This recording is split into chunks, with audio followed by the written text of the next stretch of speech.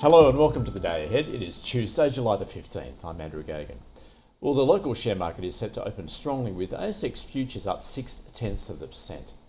Global equity markets were mixed overnight as President Trump indicated he's open to discussions with the European Union on tariffs, while the EU warned of retaliation if no agreement is reached. And Bitcoin pushed further into record territory.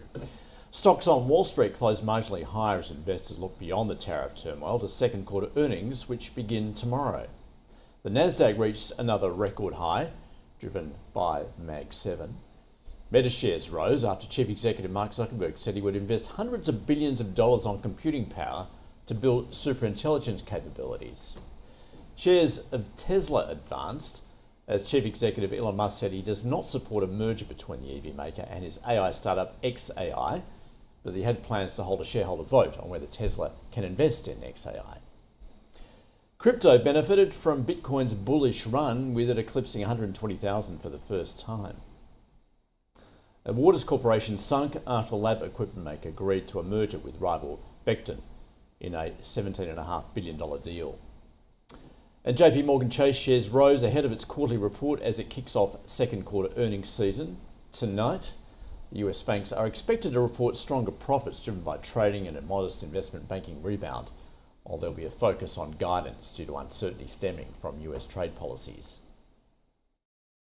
Well, the European Union accused the US of resisting efforts to strike a trade deal and warned of countermeasures if no agreement is reached to avoid the punishing tariffs President Trump has threatened to impose beginning on August 1st. President Trump, meanwhile, said he was open to further discussions with the EU and other trading partners before the 30% tariffs kick in next month.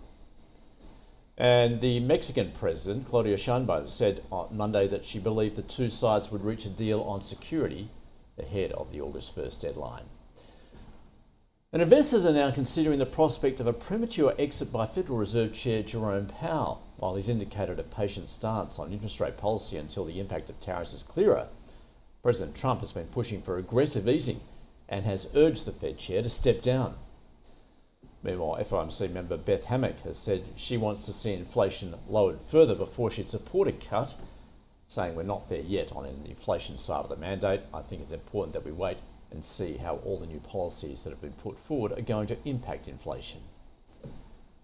Well, the US 2-year Treasury yield rose to 3.9%, the 10-year at 4.43%, and the US dollar index is up marginally on the day. The Aussie dollar is currently trading at 65.5 US cents. And Bitcoin initially rising more than 3% overnight to hit a new high of $123,000. It has since eased as investors bet on positive policy outcomes for the crypto industry. The US House of Representatives is set to pass a series of crypto-related bills this week, which could provide a regulatory framework supporting greater investment in digital assets. Oil prices have eased as investors consider new threats from President Trump for sanctions on buyers of Russian oil that may affect global supplies. Brent crude futures around 1% lower at $69 a barrel. Copper fell close to 1%, iron ore rose marginally to $99 a tonne, and gold slightly lower at $3,342 an ounce.